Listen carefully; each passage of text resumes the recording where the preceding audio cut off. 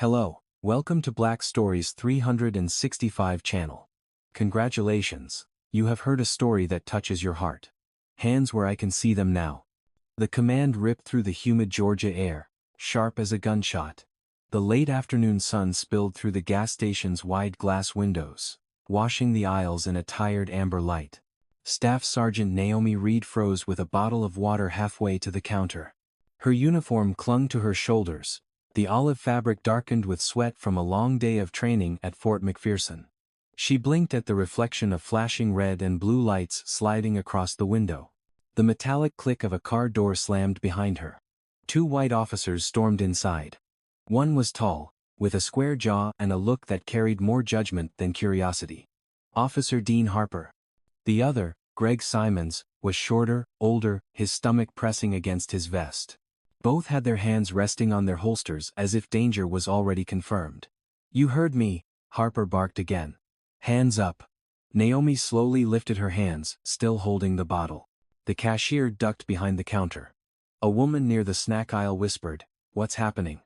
Naomi wanted to ask the same thing. "Ma'am, you're under suspicion of impersonating military personnel," Harper announced, stepping closer. "Excuse me?" Her voice was calm, almost too calm. "I am military. U.S. Army Reserve." "Yeah, that's what they all say," Simons muttered, already reaching for her wrist. The plastic bottle slipped from her hand, rolled across the floor, hit a soda cooler, and stopped. The sound of it felt final, like a gavel dropping. In less than 10 seconds, cold steel cuffs clamped around her wrists. "You're making a mistake," she said quietly. "We'll see about that," Harper replied. They led her outside. The heat hit her face like a wave. The concrete burned through her knees when they forced her down on the curb. Traffic slowed. Heads turned. Phones lifted. Someone shouted, "She's a soldier." Harper ignored it. "Quiet down, folks. Just procedure." Naomi kept her eyes forward. She focused on her reflection in a car window, the uniform, the dust on her boots, the rank on her sleeve. "Don't lose your composure. You're still a soldier." Sweat beaded on her forehead. "Can I make one call?" she asked. Harper smirked, looking down at her. "Who you gonna call? A lawyer?" "My commanding officer." Simons chuckled, shaking his head. "Sure, go ahead. Let's see who picks up." With her wrists still cuffed, Naomi twisted slightly, fishing her phone from her pocket. Her fingers found the single name pinned at the top of her contact list. Colonel Briggs. She tapped it. The phone rang twice. "Sir, this is Staff Sergeant Naomi Reed," she said, voice steady. "I've been detained. They believe I'm impersonating military personnel." Silence on the line, then a low, measured voice replied, "Stay put, I'm coming." The call ended. Naomi set the phone beside her on the pavement. The crowd had grown. A teenage boy live-streamed. A woman in a sun hat whispered, "This ain't right." Harper leaned against the patrol car, arms crossed, smirking as if everything unfolding was inevitable. Naomi stared at the asphalt, her pulse thudded in her throat. "Don't cry. Not here." She remembered her father's voice, deep and unshakable. "You don't have to yell to prove your worth. Just stand tall." The cuffs dug into her skin, but her spine remained straight. She watched a droplet of water roll from the bottle lying near the pump. It shimmered in the heat, then vanished into the dust. The seconds dragged. "You got ID?" Simons asked finally, mocking. "Of course," Naomi said. "It's in my jacket." "Convenient," Harper scoffed. He didn't bother to check. A siren wailed somewhere in the distance, then faded.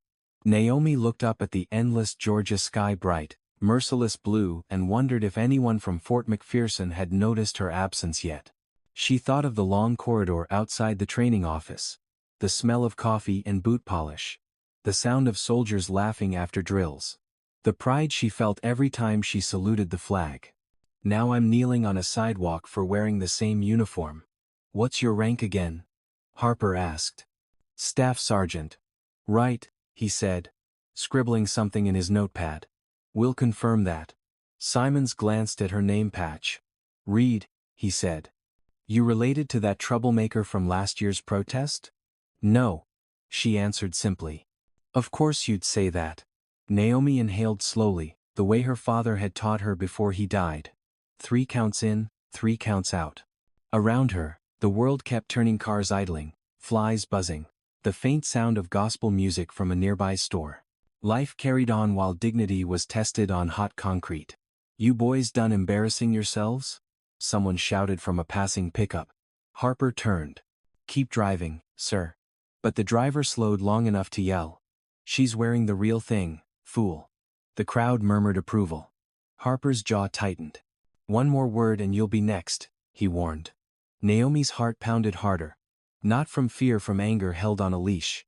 She wanted to tell them about her deployments, her service medals, the soldiers she'd mentored. But she stayed silent. Sometimes silence is the loudest truth. Sweat trickled down her temple. A gust of wind stirred dust around her boots. The sun had begun to dip, painting long shadows across the gas station. 7 minutes had passed since the call. Harper yawned, bored, tapping his pen against his thigh. "Fake or not, she's gonna sit tight till the chief calls back." Simons nodded. "Could have just shown ID," he muttered. "She offered." Someone from the crowd replied. Harper shot a glare at the bystanders. "Mind your own business." Naomi kept her gaze low, focusing on the reflection of light bouncing off her metal insignia. It flickered like a heartbeat. "He said he's coming. Hold on." Somewhere inside her, a quiet resolve took shape, the kind that didn't shout, didn't break, didn't beg. The kind her father called the soldier's grace. The moment stretched, heavy with heat and humiliation. Every second of restraint felt like lifting a weight no one else could see. But she knew what was at stake wasn't her freedom. It was her dignity. In the crowd, the boy with the phone whispered to his live stream audience. "She's just sitting there. Not saying a word. Look at her, calm like stone." And through the static hum of engines and whispers, Naomi heard her own pulse slow. She raised her chin, looked at the officers, and said softly, almost to herself, "Justice isn't loud, it's patient." The sentence hung in the air, fragile yet unbroken. Harper frowned. Confused. What was that? Naomi didn't answer. She didn't have to. Far down the street, the low growl of engines echoed a sound steady, controlled, approaching fast. She didn't smile, not yet. She just closed her eyes for a moment and breathed. The next chapter of this story hadn't arrived, but she could feel it coming, like a storm that didn't need thunder to be believed. The sound of engines approaching pulled at the edges of Naomi's focus, but before the dark SUVs appeared on the horizon, her mind slipped backward, unbidden, to a memory that smelled of metal polish and coffee. She was 19 again, standing in the shadow of her father's porch in Savannah, the morning he pressed his old army badge into her palm. "You don't have to yell to be brave," he told her, his eyes already dimmed from years of service. "You just have to keep standing when everyone else wants you to kneel." His words had followed her through boot camp, across deployment lines, through endless drills under burning southern suns. Even now, with the weight of handcuffs digging into her wrists, they felt close enough to touch. The asphalt beneath her knees pulsed with heat. The murmurs of the onlookers faded into the background, replaced by the echo of cadence calls from years ago, soldiers shouting in unison, boots thudding on dirt. The sharp sting of pride that came from belonging to something larger than herself. She had joined the army not because of glory but because of him, because the uniform had been his way of walking tall in a world that sometimes forgot to see him. A fly buzzed near her ear, snapping her back to the present. "Why'd you join up, huh?" Simons asked, his tone somewhere between mocking and curious. "Seems like a tough gig for a lady." Naomi looked up at him through the glare. "For the same reason anyone should. To serve. To serve," he repeated with a smirk, glancing at Harper. "Heard that one before." The words slid off her. She thought of her last morning at Fort McPherson, just hours ago. She had stood at attention while Colonel Briggs pinned a small commendation ribbon on her chest. "You make the unit proud, Sergeant Reed," he said. 11 years, no shortcuts. The applause from her peers still echoed faintly in her ears. Afterward, she'd laughed with her friend Tanya over cafeteria coffee, promising to stop at the gas station on the way home for a bottle of water and her favorite barbecue chips. Nothing heroic, just routine. She hadn't expected to end her day on her knees. "Hey. Harper's voice snapped her back. You got family around here? No, she said. Not anymore. That's too bad. He said it flatly, but there was no sympathy in his tone, only distance. Naomi stared down at the reflection of the sun glinting off her metal rank patch. The edges had worn smooth over the years, the shine muted. But the meaning never faded. Her father's badge was stitched into the inside of her jacket pocket. She could feel its weight like a second heartbeat. You think she's really military? Simons muttered to Harper. Maybe a reserve, Harper said. You can buy those uniforms online. Naomi exhaled slowly. The crowd was growing restless. A middle-aged man in a blue trucker cap called out. She's got medals on, man. Check her ID. Harper turned his head sharply, voice rising. Sir, I'm asking you to back away. And I'm asking you to use your damn eyes. The man's wife pulled him back, shaking her head. Let it be, Jim. Naomi wanted to thank him, but her mouth was dry. The cuffs pinched as she shifted. Sweat trickled down her neck. The asphalt shimmered. For a fleeting second she thought of home, of the small porch her father used to sit on after dinner, sipping sweet tea from a mason jar, the smell of cut grass in the evenings, cicadas humming their endless hymn. Back then, the world had felt wide and forgiving. She blinked, and the memory dissolved. Harper's radio crackled with static. Unit 4 status check, a dispatcher asked. Code 12, Harper replied. Possible impersonation, verifying credentials. His tone carried smug satisfaction, like a man convinced of his own authority. Naomi thought of the irony, men who swore to protect, yet feared what they didn't understand. She wanted to tell him she'd spent nights overseas patching wounded soldiers under mortar fire, that she'd held the hand of a dying recruit and whispered prayers over him, that she'd earned every stripe sewn onto her sleeve. But she knew words wouldn't matter. Not now. Patience, Naomi. Let the truth arrive in its own time. You hungry, Sergeant? Simons asked. Mock concern in his voice. Maybe we'll get you a snack while you wait. She didn't answer. Her gaze drifted toward the road, the wavering horizon beyond the gas pumps. The hum of distant engines grew clearer, steady, deliberate. Harper noticed and frowned. You expecting someone? I made a call, Naomi said softly. Yeah? To who? Harper's smirk widened, but a flicker of unease crossed his eyes when she didn't respond. He looked toward the road, shading his face from the Sunday. The crowd murmured. Naomi's pulse steadied. In her mind, she saw Colonel Briggs's face as she'd last seen it, calm, lined with experience, the kind of authority that didn't need to announce itself. Stay put, I'm coming, he had said. And he always meant what he said. The memory of that morning replayed itself like a film reel. She'd been early to formation, boots polished, posture perfect. Briggs had walked by and nodded once, approvingly. Discipline. He told the recruits. Isn't how loud you shout. It's how long you can hold your ground. Those words had felt ordinary then. Now they felt like prophecy. Harper paced near his car, restless. Simons took a sip from his paper coffee cup, muttering about paperwork. Naomi watched their movements with quiet detachment, the way a soldier studies terrain before a storm. Around her, the crowd's energy shifted. A small child tugged on his mother's arm, whispering, "Why are they doing that to her?" The mother hesitated before answering, "Sometimes people make mistakes." Naomi felt a sting behind her eyes. Not from humiliation, but from the echo of innocence, still daring to hope for fairness. That's why you keep standing, she told herself. For the ones who still believe justice means something.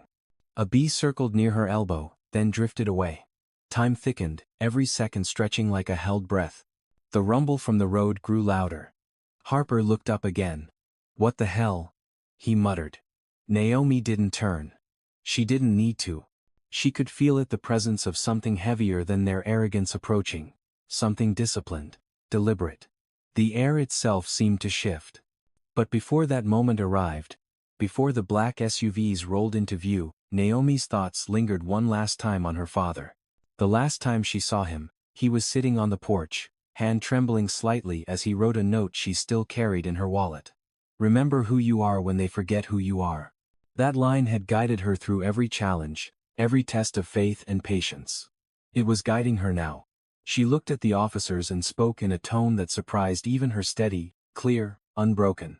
"Do you really think that uniform means nothing?" Harper blinked. "What did you say?" "This," she lifted her cuffed hands slightly, "isn't pretend. And neither am I." The crowd went silent. For a heartbeat, even the cicadas seemed to pause. Harper opened his mouth, but before he could respond, the growl of engines drowned him out. 3 black SUVs turned the corner, sunlight flashing off their windshields. Naomi lowered her eyes, breathing out the tension she'd carried since the cuffs snapped shut. "You don't have to yell to be brave," she thought. "Just stand tall." The lesson that had begun years ago on a quiet porch was about to be tested in full daylight. The storm she'd been waiting for was finally here. The black SUVs rolled to a stop in perfect synchronization, their engines cutting through the heavy air like a blade through silk. The low hum silenced the murmurs of the crowd. The kind of silence that falls when something important is about to happen. Harper straightened, his hand hovering near his holster. Simon squinted against the sunlight, coffee forgotten, a thin line of unease creasing his forehead. Naomi didn't move. Her knees pressed against the hot pavement, her wrists still locked behind her back. She didn't need to turn to know who was stepping out of the lead vehicle. She could feel the precision in every footstep, the weight of authority that needed no introduction. Colonel Nathaniel Briggs. He was taller than she remembered that morning, or maybe the sight of him now, silver hair, crisp uniform. The air of quiet control made him seem larger than life. The crowd parted instinctively, giving him a path. He stopped in front of Harper and Simons, eyes sweeping over the scene with the calm of a man used to chaos. "Which one of you is Officer Harper?" His voice was steady, deep, the kind that made grown men stand straighter without realizing it. Harper hesitated, then stepped forward. "That's me, sir." "And you?" Briggs's gaze shifted to Simons. "Officer Greg Simons, sir," he replied quickly. Briggs nodded once, then looked down at Naomi, still kneeling. "Sergeant Reed," he said, his tone softening. "At ease. You can stand." Relief brushed her chest, but she moved carefully, rising with quiet grace. Her wrists remained cuffed, the steel glinting under the Georgia Sunday. Briggs's jaw tightened. He turned back to Harper. "Would you mind explaining why one of my soldiers is on her knees in full uniform?" Harper's mouth opened, then closed again. "We had reason to believe she was impersonating military personnel." "Reason?" Briggs repeated, tasting the word like something bitter. "Did you ask for identification?" "Not yet," Harper admitted, glancing toward Simons. "Did you verify her base permit? Her ID card? Her name?" The colonel's tone never rose, but the precision of his words cut sharper than any shout. "No, sir," Simons said. Briggs stepped closer, the faint clink of his metals punctuating the silence. "Then what you had wasn't reason. It was assumption." The crowd stirred, phones recording every second. Harper's face flushed. "Sir, we were just doing our job." "Your job," Briggs said evenly, "is to protect citizens, not humiliate them. And certainly not a decorated soldier of the United States Army." He turned slightly, gesturing to the man in a dark suit standing behind him, one of the Army's legal officers. "Captain Rains, the documents." Rains handed over a folder. Briggs opened it, revealing Naomi's record, her commendations, and her latest certificate of service signed by him that very morning. "Staff Sergeant Naomi Reed," he read aloud. 11 years of honorable service, 2 overseas deployments, 0 disciplinary actions." He closed the folder and handed it to Harper. "You might want to keep that as a reminder of who you decided to put in handcuffs." Simon swallowed hard, eyes darting to the ground. "Sir, we didn't mean—" "No," Briggs interrupted. "You didn't think." He stepped back, his shadow cutting across their boots. "And now you will answer for it." He nodded to Rains, who produced 2 envelopes stamped with the seal of the city police department. "Officers Harper and Simons, effective immediately, you are placed on administrative leave pending investigation for misconduct and racial profiling." The words hit the air like thunder. The crowd erupted, gasps, murmurs, a smattering of applause that grew louder as Harper's expression shifted from disbelief to panic. "You can't just—" "Actually I can," Briggs said, his tone cold but not cruel. This city is under a cooperation agreement with the Department of Defense regarding treatment of service members. And right now, you're in violation of it. He paused, then added. Hand over your badges, weapons, and radios. Simon's hands shook as he unclipped his badge. Harper hesitated a moment longer, his pride flickering like a dying flame, before doing the same. Rains collected the items and stepped back. The moment felt heavy, like the air had thickened around them. Colonel, Naomi said softly. Thank you, sir. Briggs turned to her, his expression easing. You shouldn't have had to call me. But you did the right thing, kept your composure, trusted the process. That's discipline, Sergeant. My father used to call it patience, she said quietly. A faint smile ghosted across the colonel's face. He raised you well. He nodded to Rains, who produced a small key and unlocked her cuffs. The metal clattered softly against the pavement. Naomi rubbed her wrists, red and tender but free. The crowd cheered, a sound that started small and swelled into something powerful. A woman near the back shouted, "That's justice right there." And someone else echoed her words. For a brief moment, it felt like the whole street was exhaling. Briggs turned back to Harper and Simons, who stood rigid, their authority stripped bare. Gentlemen, he said, if you ever forget who you serve, look around. It's not the badge, it's the people. He gestured toward the crowd, then to Naomi. That's your reminder. He looked at Naomi again, his voice softer. Go home, Sergeant. Get some rest. Naomi saluted. Yes, sir. As Briggs and his team returned to their vehicles, Harper muttered something under his breath too low for most to hear, but Naomi caught it. She got lucky. She turned her head, meeting his gaze for the first time. No, she said, her tone calm but firm. I got justice. There's a difference. The words hung in the air, quiet yet absolute. The colonel's convoy pulled away, engines humming in unison until they disappeared down Maple Street. The crowd began to disperse, but not before several people approached Naomi offering water, kind words, even a handshake. One older woman, her voice trembling, said, My husband served in Vietnam. He'd be proud of how you carried yourself, honey. Naomi smiled gently. Thank you, ma'am. When the last bystander left, the gas station returned to its uneasy quiet. The smell of gasoline mixed with the sweetness of blooming magnolias from the nearby trees. Naomi stood alone for a moment, feeling the weight of everything that had just unfolded. She picked up the fallen bottle of water, now warm from the sun, and twisted the cap open. The first sip tasted like relief and sorrow in equal measure. The patrol car sat empty, its lights still flashing lazily, casting red and blue glows over the cracked asphalt. In the distance, she heard the faint echo of church bells marking the hour. Evening had come, slow and golden. Naomi leaned against the curb, her wrists aching, but her spirit intact. Justice isn't loud, she thought again. It just stands where it needs to and lets the truth do the talking. Somewhere deep inside, she felt a quiet pride not for herself, but for her father, for every soldier who had learned to fight with grace. The sound of passing traffic carried the day's story away, scattering it into the world. By nightfall, she didn't know that video would already be online, or that her name would soon become a symbol whispered across talk shows and front porches alike. All she knew was that she'd survived the storm, standing tall, just as he'd taught her. By dawn, the story had already broken. Naomi didn't need to turn on the television to know. Her phone vibrated endlessly on the kitchen table, buzzing with messages that bled into each other: old friends from Fort McPherson, strangers online, journalists she didn't know how to answer. Her name was everywhere. Staff Sergeant Naomi Reed, the soldier handcuffed for wearing her own uniform. The video, shaky and grainy from someone's phone, captured the moment Colonel Briggs had appeared like some quiet force of order.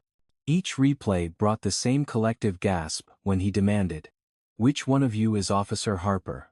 By sunrise, the clip had 1 million views. Talk radio stations across Georgia debated it between gospel songs and traffic reports. Some callers wept, others fumed. That woman stood like a statue, one voice said. Didn't even blink while they humiliated her. Naomi turned off the notifications, letting the silence settle. She sat at her small kitchen table, a mug of coffee untouched in front of her. staring through the window at the slow blue light of morning. She should have felt vindicated. Instead, she felt hollow. "You okay, baby?" The voice came from the phone her Aunt Laverne, calling from Savannah. "They playing your video on the news right now. The mayor herself talking about it." "I'm fine, Auntie," Naomi said softly. "Just tired." "You done handled yourself with grace," Laverne replied. "Your daddy'd be proud. Don't let them people make you bitter." Naomi smiled faintly. "I won't." After hanging up, she pulled her uniform jacket from the chair where she'd draped it the night before. The fabric still held the faint scent of asphalt and sweat. She ran her fingers over the patch on her sleeve, the same one she'd earned 11 years ago, and thought about how a simple uniform had become a battlefield. Outside, the world kept moving. Children waited for buses. Men hosed down driveways. Someone down the block played old blues through open windows. Life went on, as it always did, even when something inside you had changed forever. A knock at the door broke the quiet. Naomi hesitated before opening it. Colonel Briggs stood on her porch, still in uniform but without the formality of rank between them now. He held a newspaper under his arm and a weary smile on his face. "Morning, Sergeant." "Sir," she said, straightening instinctively. "At ease," he murmured.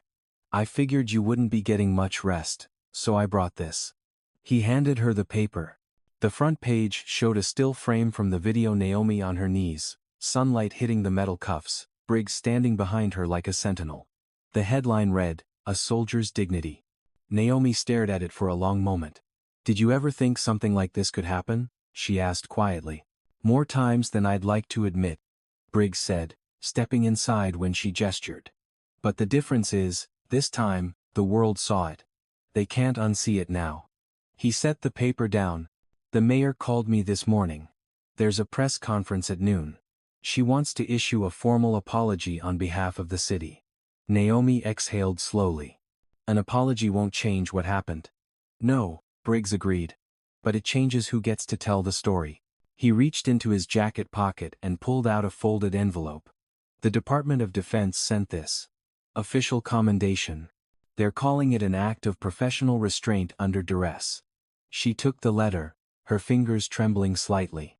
"I didn't do anything heroic, sir. I just didn't fight back."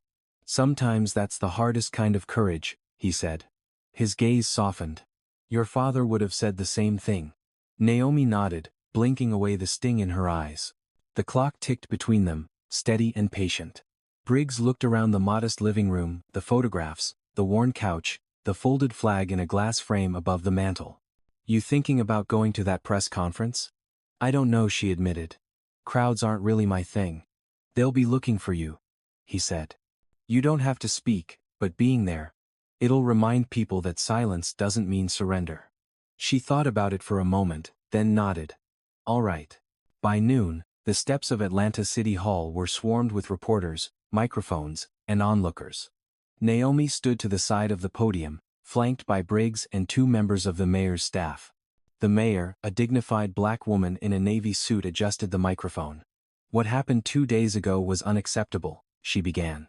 "It was wrong on every level. Staff Sergeant Reed served this nation with honor. And for that, she deserves respect, not suspicion. Officers Harper and Simons have been terminated, effective immediately." The crowd applauded, a ripple that grew into a wave. Cameras flashed. Naomi felt the heat of the attention but kept her expression calm. When the mayor finished, she turned to Naomi. "Sergeant Reed, would you like to say a few words?" The question hung in the air. Naomi hesitated, then stepped forward. "Thank you, Madam Mayor." Her voice carried further than she expected, clear and low. "I joined the army because I believed in service. Because my father taught me that when you wear this uniform, you represent something bigger than yourself. On that sidewalk, I was reminded that not everyone sees the same thing when they look at it. Some see honor. Others see threat. But what matters isn't what they see, it's what you stand for." She paused, meeting the gaze of the crowd. "I don't want revenge, I just want respect. And I hope this moment reminds everyone that dignity doesn't come from power. It comes from how you choose to act when someone tests your humanity." The applause rose again, some people standing, some wiping their eyes. Briggs nodded slightly, proud but restrained. When it was over, Naomi stepped back, the mayor taking her hand briefly before guiding her inside the building to escape the crush of cameras. That was powerful, Briggs said as they walked down the quiet hallway. You handled yourself like a leader. I just told the truth, she said softly. That's leadership, he replied. Later that evening, Naomi sat on her porch with a glass of sweet tea. The first moment of peace in days. The air was thick with the hum of cicadas, the kind of southern symphony that came alive after sunset. Across the street, a neighbor waved. Proud of you, Sergeant, he called. She waved back, smiling faintly. Her phone buzzed again, messages from strangers thanking her, from veterans sharing their own stories. One stood out. Because of you, my daughter wants to wear the uniform without fear. Naomi read it twice, her chest tightening. She looked up at the darkening sky, stars beginning to appear. The cuffs were gone, but the memory of their cold weight lingered. She lifted her wrist, tracing the faint red mark left behind. Justice isn't loud, she thought again. It's steady. Inside, the TV played softly. A news anchor recapped the day's events, ending with her quote from the press conference. Dignity doesn't come from power. It comes from how you choose to act. The line repeated in her head as the night deepened. Somewhere in the distance, she could still hear the faint echo of engines from those black SUVs. A reminder that sometimes power arrives not with noise, but with purpose. And in that quiet, Naomi Reed finally exhaled. By the following morning, Atlanta felt different. The streets hummed with conversation, barbershops, diners, and grocery stores echoed with the same name, Naomi Reed. Her story had traveled faster than any rumor, carried by radio waves, church bulletins, and online headlines. At a small diner near downtown, two older men in veterans' caps argued over grits and coffee. She kept her head up the whole time, one said, slapping the table. Didn't even curse him. That's discipline, the other replied. That's what being a soldier means. Naomi didn't hear any of it directly, but she could feel the ripple every time her phone buzzed with a new message. Some were kind. Some were raw. You made me proud. I wish my husband had seen this day. You showed them who we are. Yet among the support were shadows, anonymous comments laced with anger. People who called her ungrateful. Who claimed the officers had been just doing their job. She tried not to read them, but sometimes the words found her anyway. That afternoon, she met Colonel Briggs again at the base. The air smelled of cut grass and jet fuel. The rhythm of normal military life continuing as if the world hadn't stopped to talk about them.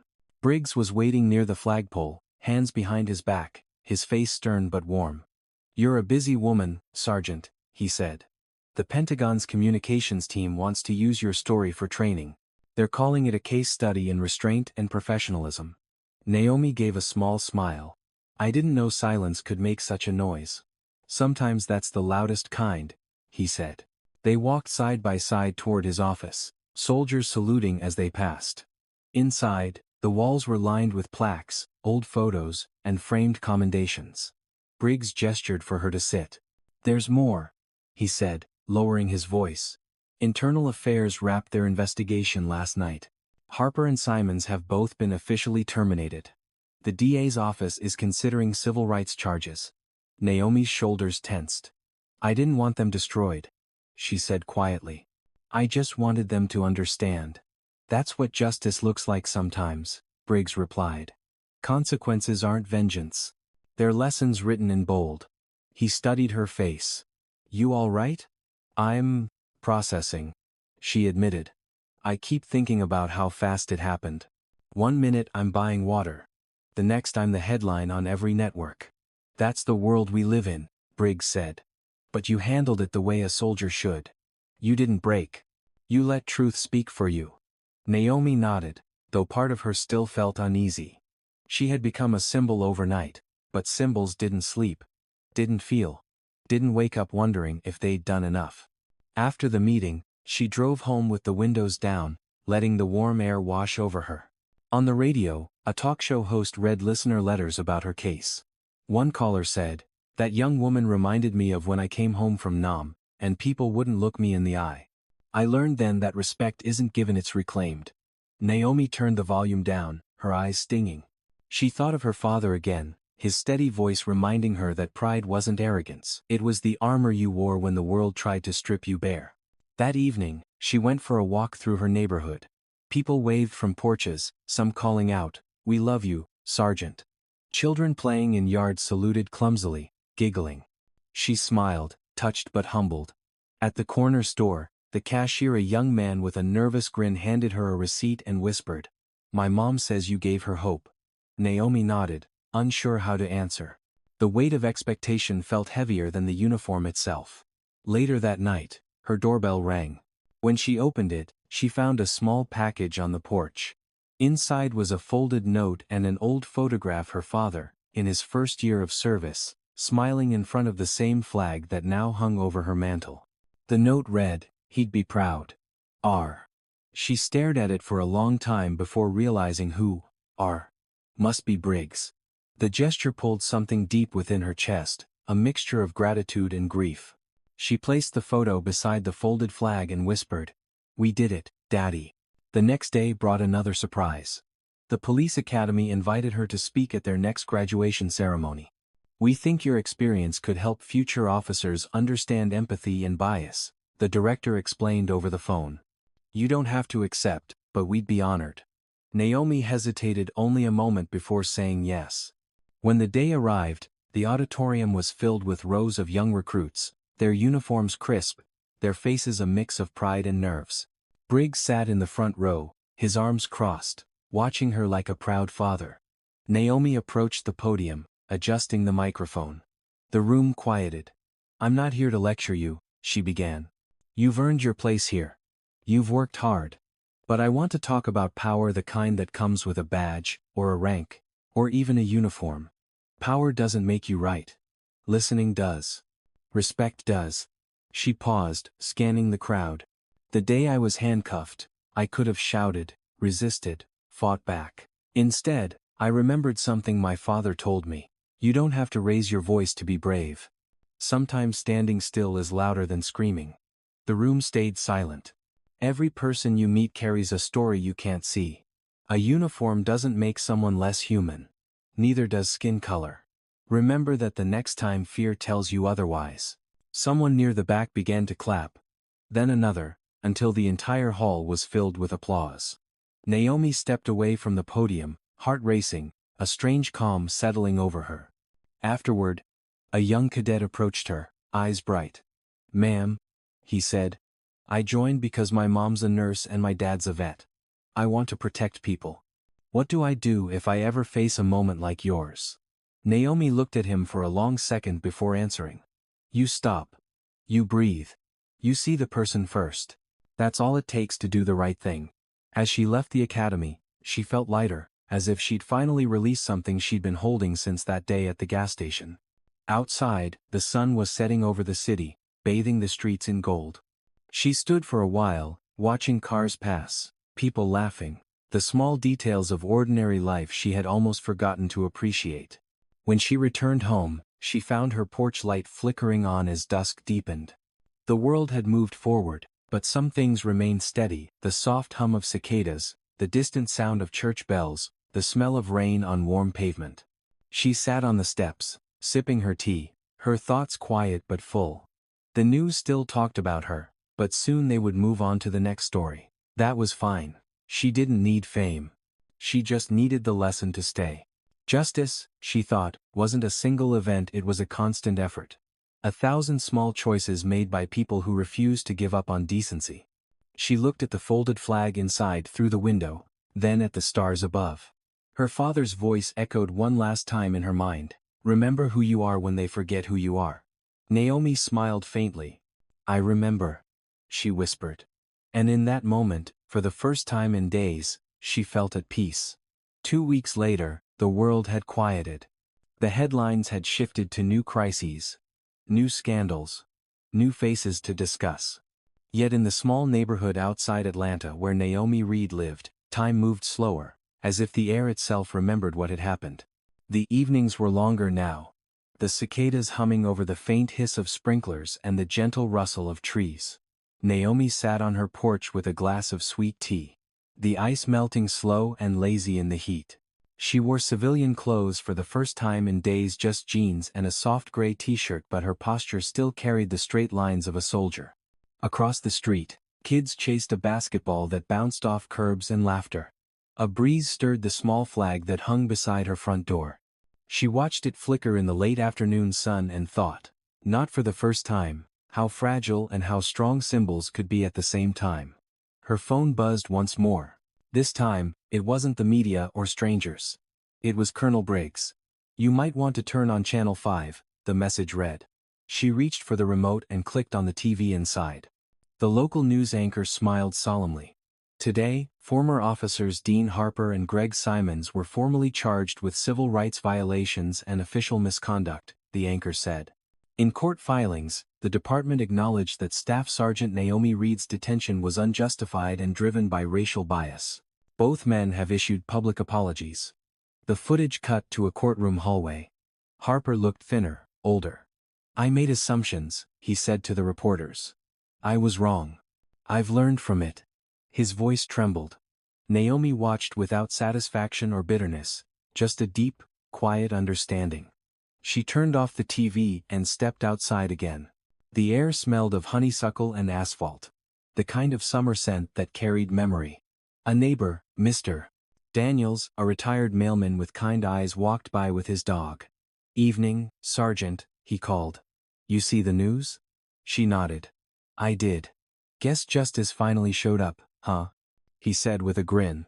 Naomi smiled faintly. Justice took its time. But it came. He tipped his cap. "Always does, if you stand still long enough." When he was gone, she looked out over the street again, her mind wandering back to her father's porch in Savannah, the chipped paint, the squeaky screen door. The nights he'd sit there telling stories about men who found courage in small moments. She could almost hear his voice, warm and steady. "You can't rush truth, baby girl. You just make space for it to arrive." The next morning, an official letter arrived in the mail, embossed with the seal of the Department of Defense. It invited her to Washington, D.C., for a ceremony recognizing her exceptional restraint and dignity under duress. Naomi read it twice, unsure whether to laugh or cry. She folded the letter and slipped it under the framed photo of her father on the mantel. "Looks like we're both getting medals now," she murmured.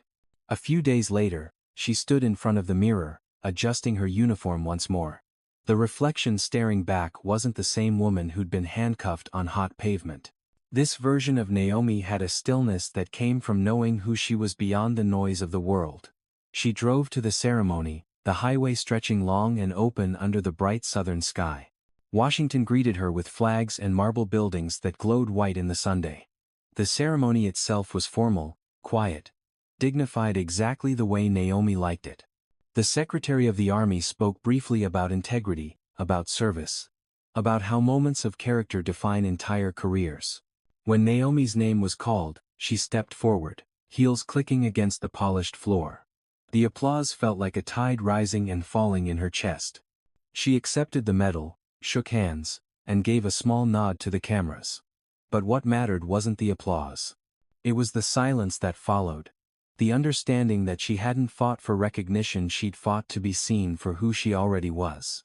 After the ceremony, Briggs found her in the hallway, his expression softer than she'd ever seen it. "You did well," he said simply. "The country needed to see what grace under pressure looks like." Naomi smiled.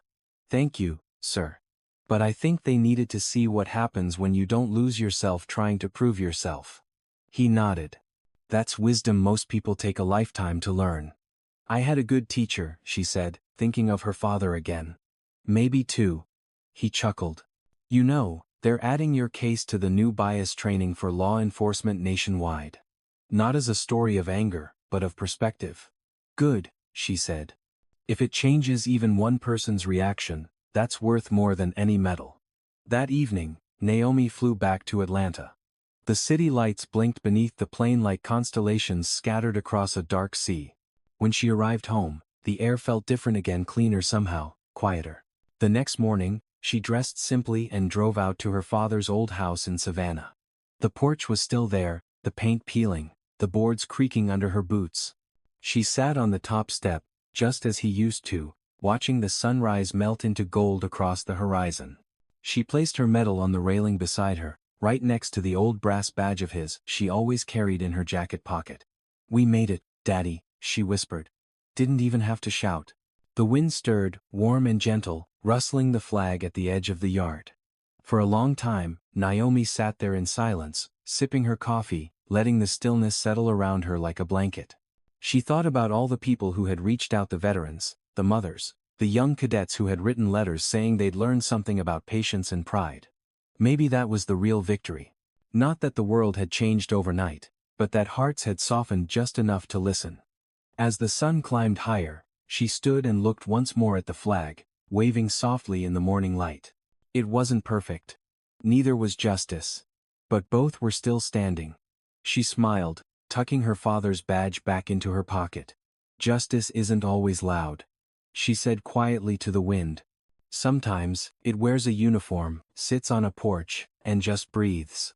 A bird sang from the magnolia tree nearby, its notes rising into the warm air. Naomi lifted her chin toward the light, feeling its warmth spread across her face.